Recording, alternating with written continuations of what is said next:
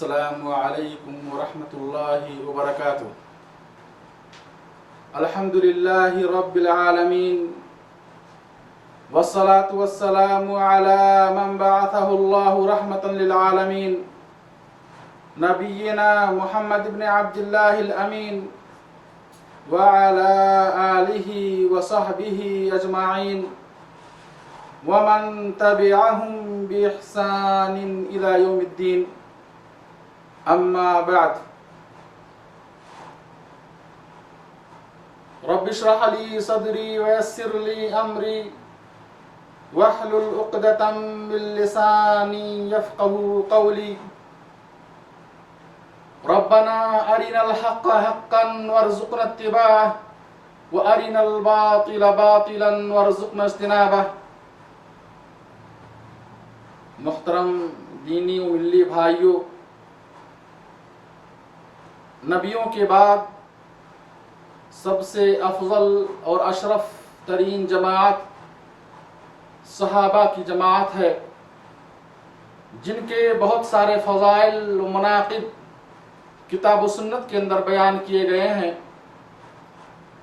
آج کی اس مختصر سی مجلس میں میں آپ کے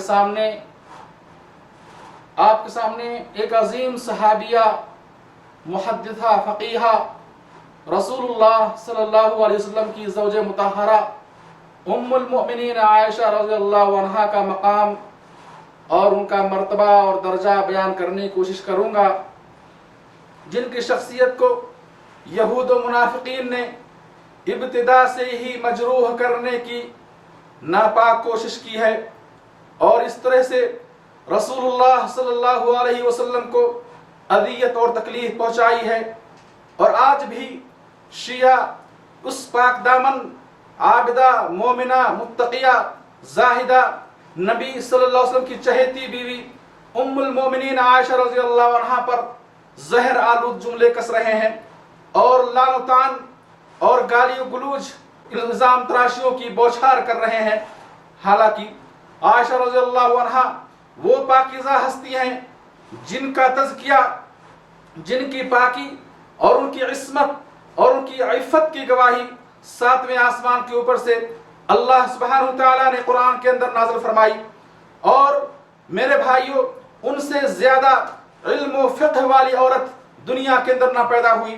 کبار صحابہ، بڑے بڑے صحابہ دینی مسائل میں ان کی طرف رجوع کیا کرتے تھے، بالخصوص علم فرائض میں صحابہ کرام ان سے مشورے لیا کرتے تھے، اور جب بھی کسی مسئلے میں دشواری پیدا ہوتی تو صحابہ ان سے مسئلہ دریافت کیا کرتے تھے۔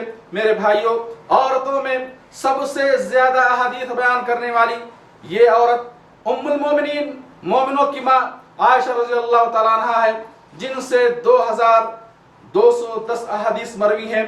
یہ زمانہ اسلام میں سن 4 نبوی میں پیدا ہوئی۔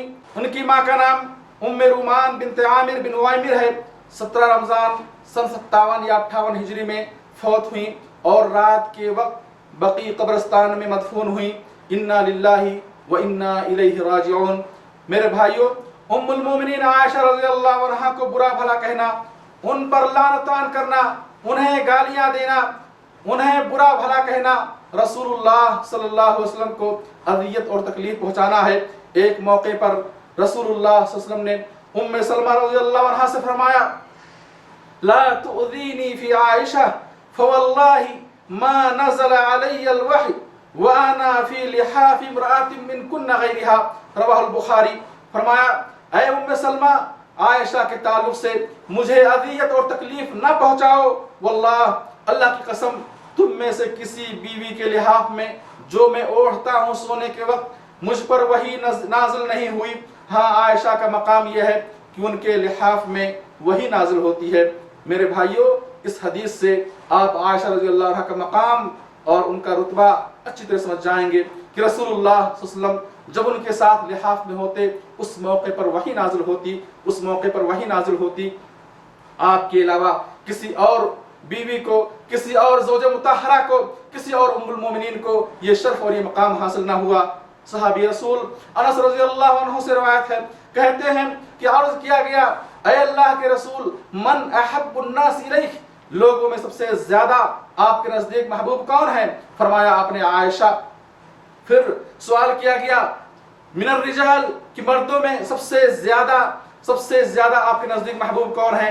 فرمایا ابوہا، ان کا باپ۔ یہ حدیث صحیح بخاری کے اندر موجود ہے۔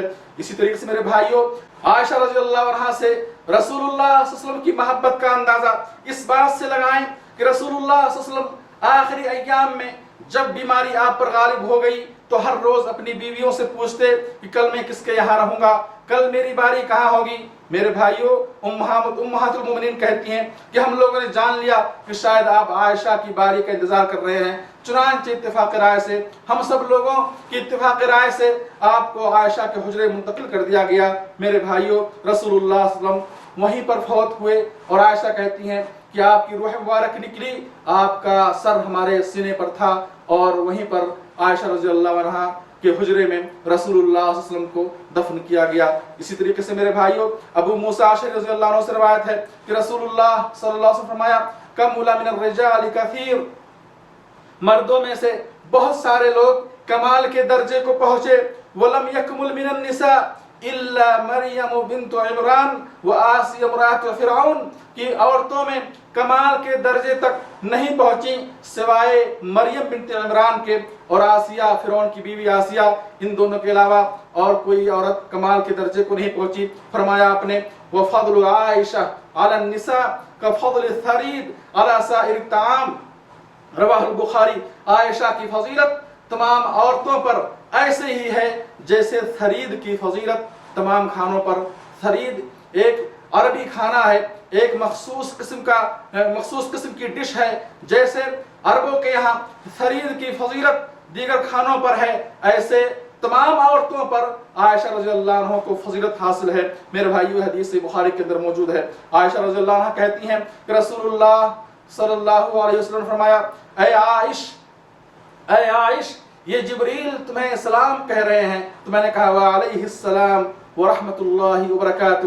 یہ حدیث صحیح بخاری کے اندر موجود ہے۔ میرے بھائیوں، یہ ام المومنین رسول اللہ صلی اللہ علیہ وسلم کی زوجہ مطہرہ عائشہ رضی اللہ عنہا یہ ہستی ہیں، یہ پاکیزہ ہستی ہیں جنہیں جبرائیل سلام کہہ رہے ہیں، اور آپ ان کے سلام کا جواب دے رہی ہیں، کہہ رہی ہیں وعلیہ السلام ورحمۃ اللہ وبرکاتہ۔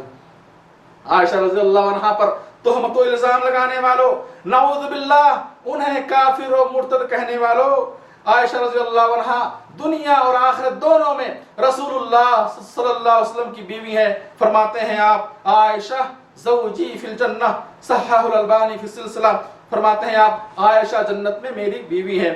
رسول اللہ صلی اللہ علیہ وسلم نے عائشہ رضی اللہ عنہا کو ان سے شادی کرنے سے پہلے 2 مرتبہ خواب میں دیکھا۔ فرمایا آپ نے، عائشہ کہتی ہیں فرمایا رسول اللہ صلی اللہ علیہ وسلم نے کہ اے عائشہ، تم سے شادی کرنے سے پہلے مجھے تم 2 مرتبہ دکھائی گئی، میں نے دیکھا کہ فرشتہ ریشم کے ایک ٹکڑے میں تمہیں اٹھائے ہوئے ہے، میں نے اس سے کہا اسے کھولو، اس نے کھولا تو وہ تم تھی۔ پھر دوسری مرتبہ میں نے دیکھا کہ فرشتہ تمہیں ریشم کے ایک ٹکڑے میں اٹھائے ہوئے ہے، میں نے اس سے کہا کہ کھولو، اس نے جب وہ ریشم کا ٹکڑا کھولا، وہ کپڑا کھولا تو وہ تم تھی، تو میں نے کہا کہ یہ تو اللہ کی طرف سے ہے جو ضرور پورا کرے گا۔ یہ حدیث بخاری کے اندر موجود ہے۔ میرے بھائیوں، یہ اور اس کے علاوہ مختلف احادیث ہیں جو عائشہ رضی اللہ عنہا کی فضیلت اور ان کے مقام اور مرتبے کو واضح کرتی ہیں۔ یہ پاکیزہ ہستی ہیں جو اللہ کے رسول صلی اللہ علیہ وسلم کے نزدیک دنیا میں سب سے ساری عورتوں سے زیادہ محبوب تھیں۔ اقول قولی ھذا واستغفر اللہ لی ولکم ولسائر المسلمین فاستغفروه انه هو الغفور الرحیم واخر دعوانا ان الحمد للہ رب العالمین والصلاة والسلام علی نبینا محمد وعلى آلہ وصحبہ اجمعین والسلام علیکم ورحمۃ اللہ وبرکاتہ۔